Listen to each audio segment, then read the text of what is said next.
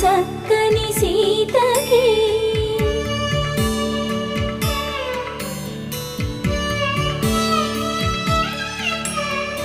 ఎర్ర జాబిలి చేయి